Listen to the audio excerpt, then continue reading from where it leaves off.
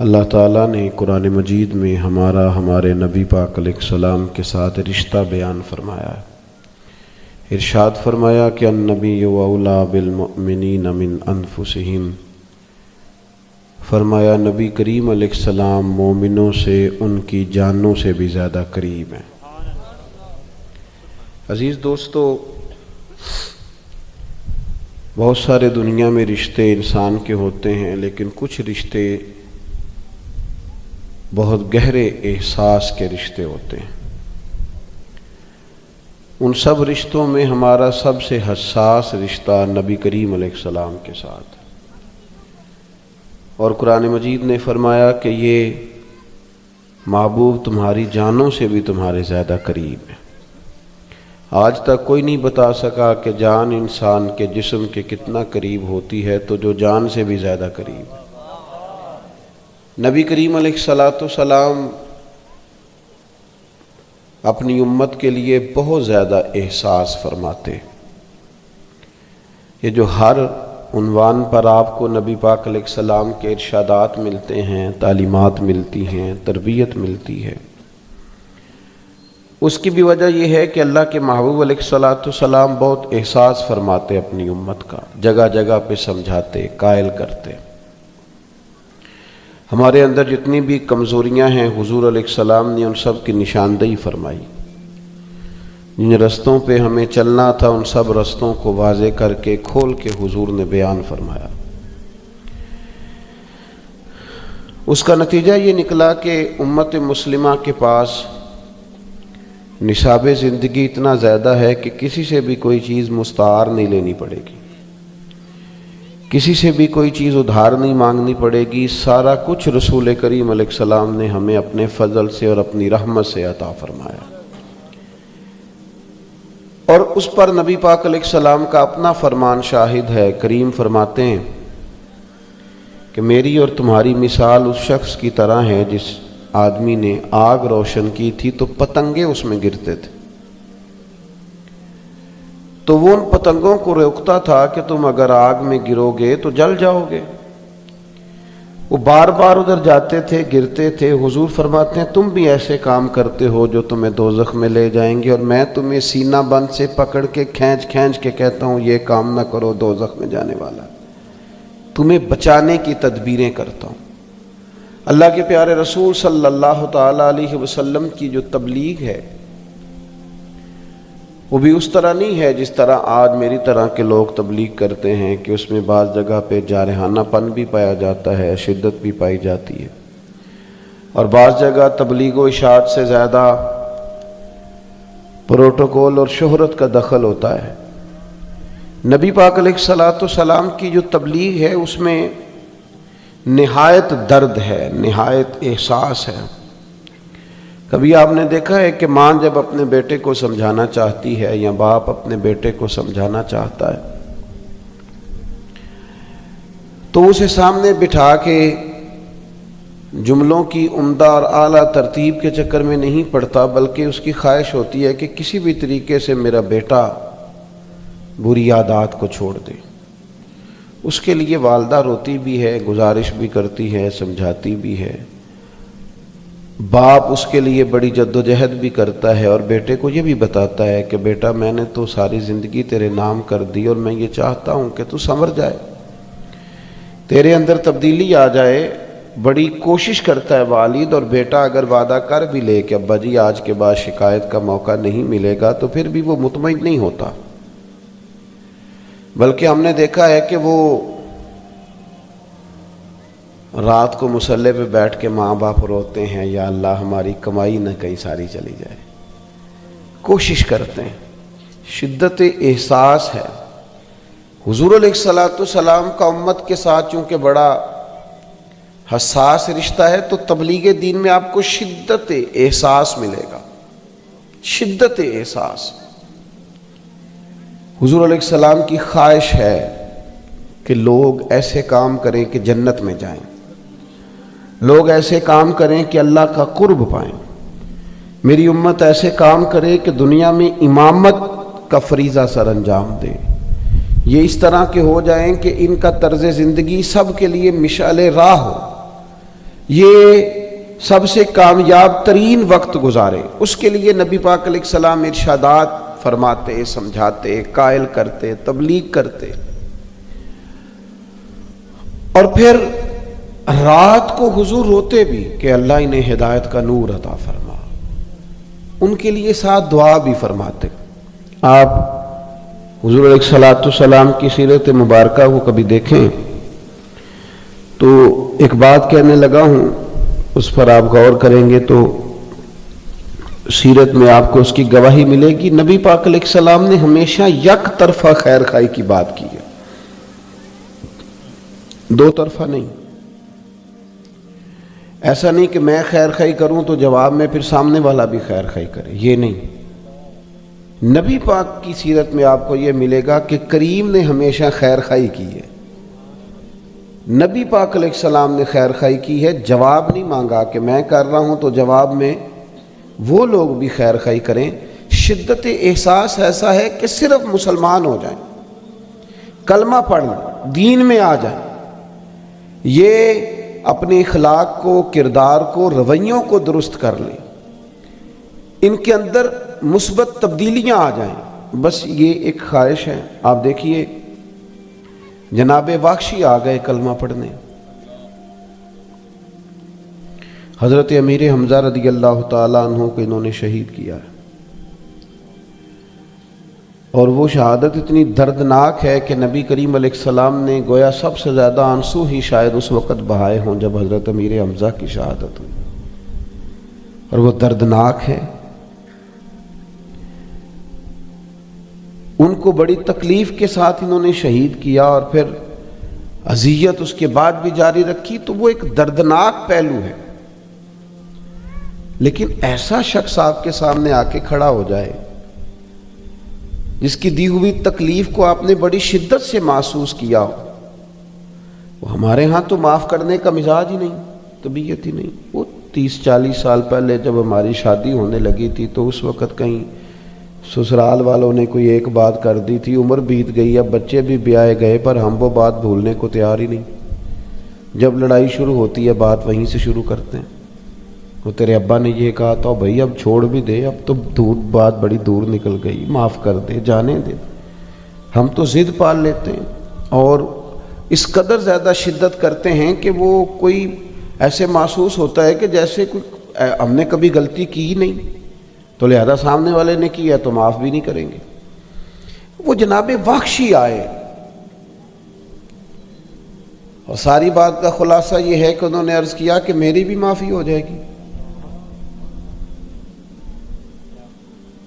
مجھے بھی درگزر کر دیا جائے گا، میں بھی قبول ہو جاؤں گا۔ تو کریم فرمانے لگے تو سچے دل سے کلمہ پڑھ، ہم تمہیں بھی معاف کرنے کو تیار ہیں۔ اس لیے کہ وہ جو شدت احساس ہے، شدت احساس، اس کو سمجھیں۔ امت بعض چیزوں کو سمجھتی نہیں، غور نہیں کرتی۔ ہمارا زیادہ وقت دین کو منانے میں گزر گیا، میلاد منایا، معراج منایا، بزرگوں کے عرس منائے، ہم نے جناب فلاں چیز منائی۔ او بھائی اپنائیں گے کب؟ فقط منائیں گے، آپ اپنائیں گے کب؟ دین تو اپنانے کے لیے آیا، جس چیز کا پتہ چل گیا اس پر عمل کرو، جو چیز ہم تک آ گئی ہے اس کے مطابق اپنے آپ کو بدلو۔ لوگ جا کے پیر صاحب سے کہتے ہیں حضرت میں بدلنا چاہتا ہوں، کچھ بتائیں، تو کئی دفعہ پریشانی ہوتی ہے کہ جناب اتنا کچھ تو بتایا ہے، ابھی تک تو بدلے نہیں، اب اور کیا بتائیں؟ ہر موضوع پر تو بتایا ہے، ہر عنوان پر تو تفصیل دی ہے، ہر جو ہے پہلو اس پر تو گفتگو کرنے کی کوشش کی ہے اپنی بساط کے مطابق۔ اب کیا مطلب، ہم نئی چیز کیا چاہتے ہیں؟ شرط یہ ہے کہ ہم اس احساس کو محسوس کریں۔ آپ صحابہ کرام علیہم رضوان کو کبھی دیکھیں نا، تو جس احساس کی شدت کے ساتھ حضور انہیں دین بتاتے تھے، اسی شدت کے ساتھ، احساس کی شدت کے ساتھ وہ قبول کرتے تھے اور اس پر عمل کرتے تھے، اسی توانائی کے ساتھ، اسی انداز کے ساتھ۔ یعنی کوئی لیت اللہ نہیں، کوئی تبصرہ نہیں، بالکل سادی سی بات ہے. حضور علیہ السلام اگر مسجد اقصیٰ کی جانب بیت المقدس کی جانب منہ کر کے نماز پڑھ رہے ہیں تو بسم اللہ، اور اگر سرکار نے دوران نماز ہی رخ انور بیت اللہ شریف کی طرف موڑ لیا ہے، خانہ کعبہ کی طرف، تو تبصرہ پھر بھی کوئی نہیں. بس جہاں تیری جھلک دیکھی وہیں ڈوب گئے، کوئی تبصرہ نہیں. اگر اس طرف کہیں گے تو ٹھیک ہے، اس طرف کہیں گے تو. یہاں تو لوگ حکمتیں پوچھتے ہیں، کہتے ہیں کہ بتائیں اسلام نے سود منع کیا ہے تو وجہ، بھئی وجہ کیوں بتائیں؟ غلام بھی وجہ پوچھتے ہیں، غلام بھی وجہ پوچھتے ہیں. آپ اپنے خادم سے کہیں جا 5 کلو چینی لے کے آ، تو وہ آپ سے کہ کیا کرنی ہے، 2 کلو منگا لو، تو اجازت دیتے ہو پوچھنے کی؟ ایک طرف غلامی کا دعویٰ ہے نبی پاک کی اور دوسری طرف حکمتیں پوچھتے ہو، یہ کیا بات ہوئی؟ آپ نے رکھا ہوا ہے نا خادم، گاڑی ڈرائیور رکھا ہے، تو آپ نے گاڑی کو کھڑا کیا ہے پیٹرول پمپ پہ، تو آپ نے اس سے کہا 10,000 کا پیٹرول ڈال دو، تو کہنے لگا نا جناب 5 کا ڈلوائیں، تو آپ اسے اجازت دیتے ہیں یہ کہنے کی؟ تو پھر وہ اگر آپ سے پوچھے 10 کا کیوں ڈلوا رہے ہو، تو آپ کہیں گے پیسے بھی میرے، گاڑی بھی میری، تجھے چلانے کا کہا ہے، جو کام کا ہے نا وہ دھیان سے کر. یہ بڑے عجیب قسم کے آج کل ہمارے دعوے ہیں. اللہ ماشاءاللہ غلامی کے لوگ کہتے ہیں پہلے حکمت کا پتہ چلے، فلانی چیز ناجائز کیوں اور فلانی جائز کیوں. بھائی یہ تو کلمہ پڑھنے سے پہلے کی باتیں ہیں، جب کلمہ پڑھ لیا تو پھر تو غلامی غلامی ہے. امام احمد بن حنبل نے غلام خریدا، گھر لائے تو فرمانے لگے تیرا نام کیا ہے؟ کہنے لگا حضور غلاموں کا نام نہیں ہوتا، بس آپ اشارہ کر دیں گے میں سمجھ گیا ہوں کہ مجھے پیغام آ گیا. فرمایا کھائے گا کیا؟ عرض کرنے لگا حضور غلاموں کے نخرے نہیں ہوتے، جو ٹکڑا ملا. امام صاحب کہتے ہیں مجھے وجد ہو گیا غلام کی بات پر. میں نے کہا یہ کمرے ہیں، کوئی پسند کر لے، کہاں رہو گے؟ تو کہنے لگا حضور جہاں آپ نے کہنا ہے سو جا، چپ کر کے سو جاؤں گا. سانوں قید سجن دا گہنا ہے، وہ جنج رکھے ایسا اونج رہنا ہے. غلام اور کہانیاں اور باتیں جس شدت احساس کے ساتھ حضور نے تبلیغ فرمائی، اسی احساس کی شدت کے ساتھ صحابہ نے عمل کیا. نبی کریم خطبہ ارشاد فرما رہے ہیں جمعے کا، ایک صحابی کھڑے ہو گئے تو کریم نے فرمایا بیٹھ جاؤ. بڑی سادی سی بات تھی، عام سی بات تھی. ایک شخص کھڑا ہو گیا، حضور فرمانے لگے بیٹھ جاؤ. ایک صحابی گلی میں تھے، ان کے کان میں آواز آئی بیٹھ جاؤ، وہیں بیٹھ گئے. ایک بنو غنم میں تھے، ابھی قبیلہ بنو غنم کے قریب، ان کے کانوں میں آواز آئی بیٹھ جاؤ، تو وہ وہیں بیٹھ گئے. کوئی کسی جگہ تھے، ان کے کانوں میں آواز آئی تو بیٹھ گئے. تکمیل نماز پر حضور نے فرمایا آپ کہاں تھے، آپ کہاں تھے، آپ کہاں تھے؟ عرض کرنے لگے یا رسول اللہ صلی اللہ تعالی علیہ وسلم آپ نے فرمایا بیٹھ جاؤ تو بیٹھ گئے، فرمایا بیٹھ جاؤ تو بیٹھ جائے. تو حضور فرمانے لگے نہ آپ سے کہا، نہ آپ سے کہا، نہ میں نے تو فلاں سے کہا تھا. عرض کی حضور آپ نے نام تو نہیں نہ لیا، آپ نے کہا بیٹھ جاؤ تو سارے ہی، کیونکہ غلام تو شدت سے بات مانتے ہیں، لیکن یہاں غلام ہیں، مسلمان ہیں، دعویٰ ہے. اور جب باری عمل کی آتی ہے تو پھر کمزوری ہے، پلپلا پن ہے، لہجوں میں لفظوں کے اندر سستی ہے، غفلت ہے. اور بات کرتے ہیں تو وہ اس میں یہ ہے کہ کر لیں گے، شروع کرنے لگے ہیں، آپ دعا کریں، بس ارادہ میرا بھی بن گیا ہے، تھوڑا ہی ٹائم رہ گیا ہے، بچوں کی شادی ہو جائے. یہ غلامی نہیں، غلاموں کا یہ مزاج نہیں ہے. جیسا کہ میں نے کہا تھا زیادہ باتیں نہیں کرنی، بڑی جلدی سمیٹ دوں گا. اللہ کے محبوب علیہ الصلاۃ والسلام گزر رہے تھے بس راہ سے، ایک آدمی کا بہت اونچا گھر دیکھا. کچھ بھی نہیں کہا سرکار نے، بس ذرا پسند نہیں کیا. چہرہ مبارکہ پہ نا ناراضگی کے اثار ہے، بس پسند نہیں کیا حضور نے. آپ کی توجہ ہے میری بات پر؟ ایک ہوتا ہے واضح حکم ہونا، ایک ہوتا ہے بندہ مرضی سمجھ لے کہ محبوب کی مرضی کیا ہے، وہ رضا سمجھ لے کہ وہ کس بات میں راضی ہیں، کس میں ناراض ہیں. وہ اس مرضی کو، بہت سارے لوگ کہتے ہیں جی ابا جی حکم کریں جی، وہ جیسے کہیں گے میں کروں گا، تو میں کہتا ہوں کریں کیوں جی؟ آپ کو ابا جی کی مرضی کا پتہ نہیں وہ کیا چاہتے ہیں؟ آپ اماں جی سے کہیں جی جیسے کہیں گے، میں بھائی اماں جی کو کہنا کیوں پڑا ہے؟ آپ کو پتہ نہیں وہ کیا چاہتی ہیں؟ آپ تو بھانپ لیں مرضی پہ۔ دو قسم کے ہوتے ہیں نا لوگ، ایک لوگ کہتے ہیں میں پوچھ کے آیا ہوں، تو بھئی آپ نے کہا تھا جاؤں، تو وہ کیا کہتے نہ جاؤ، میں اجازت لے کے آیا ہوں۔ بھئی آپ نے مانگی تھی تو دینی تو تھی اجازت۔ ایک اجازت ہوتی ہے، ایک مرضی ہوتی ہے، وہ مرضی کیوں نہیں آپ تلاش کرتے؟ وہ بھانپتے کیوں نہیں؟ معرفت الہی یہ ہے، حضور کی غلامی یہ ہے کہ بندہ نہ اس مقام تک پہنچ جائے کہ رب رسول کی رضا کیا ہے، پھر اپنے آپ کو اس رضا میں وہ ڈھالنا شروع کر دے، اس کی طبیعت ہو، وہ ڈھل جائے، اس کا مزاج بن جائے۔ تو اللہ کے محبوب علیہ السلام گزرے تو وہ مکان بڑا اونچا انہوں نے بنایا تھا، حضور کے چہرے پہ ناراضگی آئی۔ لوگوں نے بتایا کہ حضور گزرے تو آپ کا وہ مکان پسند نہیں آیا۔ جائز ہے اگر کسی کے پاس حلال پہ جتنا مرضی اونچا بنائے، جائز ہونا بھی اور بات ہے، اور حضور کی پسند ہونا یہ بھی اور بات ہے۔ تو بہت اونچا تھا، بلند و بالا تھا، حضور گزرے پسند نہیں آیا، تو صحابی نے جا کے پوچھا نہیں یا رسول اللہ کیا کروں، گرا دوں، رکھوں کہ نہ رکھوں، بیچ دوں؟ حضور کو نہیں پسند آیا۔ جس شدت سے تبلیغ ہوئی اسی شدت سے فرما برداری، نہیں پسند آیا۔ انہوں نے کدال پکڑا، کئی پکڑی، اوزار پکڑے، سارا مکان گرا دیا۔ بہت نہ رکھا جتنا ضرورت کا تھا، باقی اوپر سے سب گرایا۔ پھر آ کے بتایا نہیں، نمبر نہیں بنائے کہ وہ جی آپ کو نہیں پسند تھا تو میں نے گرا دیا، ایسا نہیں کیا۔ مثال دے رہا ہوں، ہمارے ہاں لوگ کرتے ہیں نا جی، کوئی کام کر کے پھر ان کو اپنے نمبر بھی شمار کروانے ہوتے ہیں، پتہ چل جائے۔ اور بعض ایسے لوگ ہیں اس جگہ جا کے نمبر شمار کراتے ہیں جہاں کرانے ہی نہیں چاہیے، نمبر شمار کرانا منع ہے، وہاں بھی وہ کوشش کرتے ہیں۔ بتایا نہیں، کہا نہیں، حضور پھر وہاں سے گزرے، فرمایا اس کے مکان کا کیا ہوا؟ یا رسول اللہ آپ کو پسند نہیں نہ آیا تھا تو گرا دیا، اب میرے کریم راضی ہوئے۔ اب جو دعائیں نبی کریم نے دی وہ سرمایہ ہے، اب جو محبوب کے چہرے پہ ان کے لیے مسکراہٹ آئی، اس پر ساری دنیا واری جا سکتی ہے، اس پر سب کچھ قربان کیا جا سکتا ہے۔ تو میرے عزیز، شدت احساس کی حضور کی بارگاہ میں، اور پھر غلاموں میں بھی شدت اسی طرح غلامی کرنے کی۔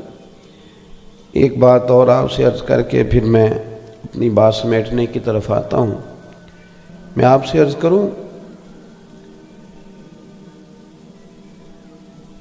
انسان اپنا خود ڈاکٹر ہوتا ہے، اسے پتہ ہوتا ہے کون سی چیز کھانے سے میری طبیعت خراب ہو جاتی ہے اور کون سی چیز میں استعمال کروں تو میری طبیعت میں افاقہ ہوتا ہے۔ ایسا ہوتا ہے کہ نہیں؟ جلدی جلدی بتا دو، نہیں ہوتا تو تب بھی بتا دو، میں سجدہ صاف کر لوں۔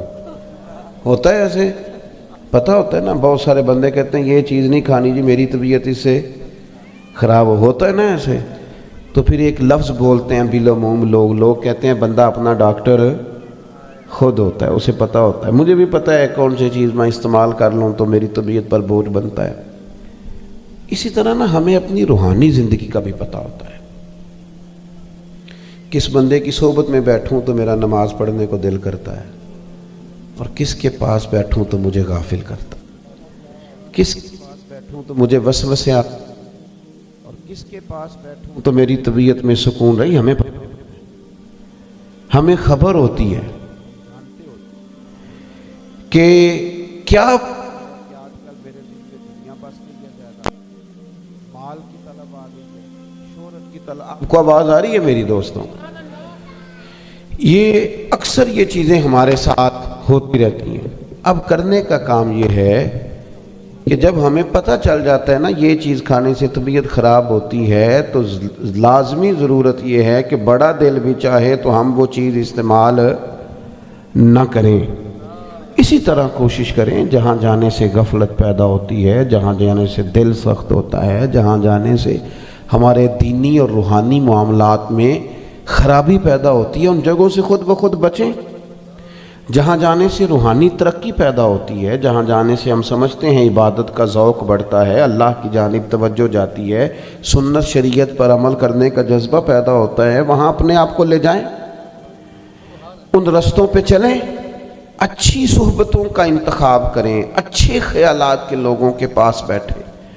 और अगर आप समझ रहे हैं कि फ़लाँ चीज़ जब से मेरे ज़हन में आई है मामलात और के और हो गए, तो हमें खुद ब खुद उन चीज़ों से बचना चाहिए। हमने तो अपने बुज़ुर्गों को यही करते देखा कि वो तो कई दफ़ा बहुत शोहरत होने लगी तो उन्होंने अपने आप को बैक करना शुरू कर दिया, कहा नहीं मैं इत्दाल में रहना चाहता हूँ।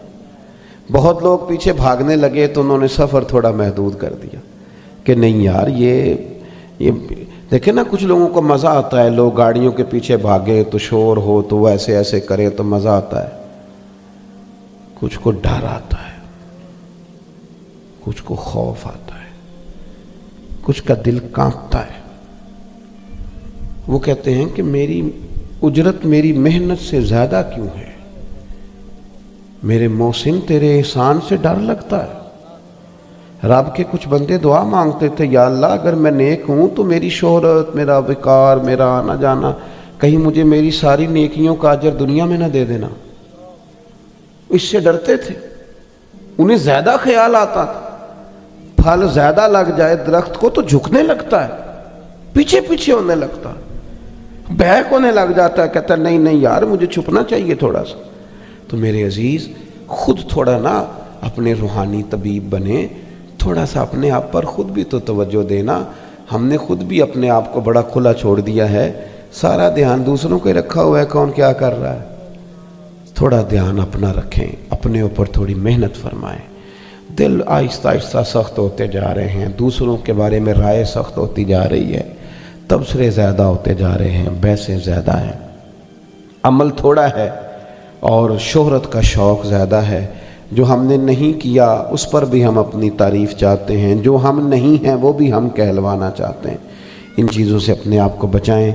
मैं दुआ करता हूँ अल्लाह ताला हमारे दोस्तों की कोशिश और काविश को अपनी बारगाह में कबूल फरमाए, और जिन बुज़ुर्गों के साले सवाब के लिए उन्होंने ये सारा एहतमाम किया है, अल्लाह ताला उन पर ख़ास रहमत की नज़र फरमाए। महफ़िल अभी जारी रहेगी कि ख़त्म हो, सलाम होगा और सैयद साहब दुआ फरमाएंगे। मुस्तफ़ा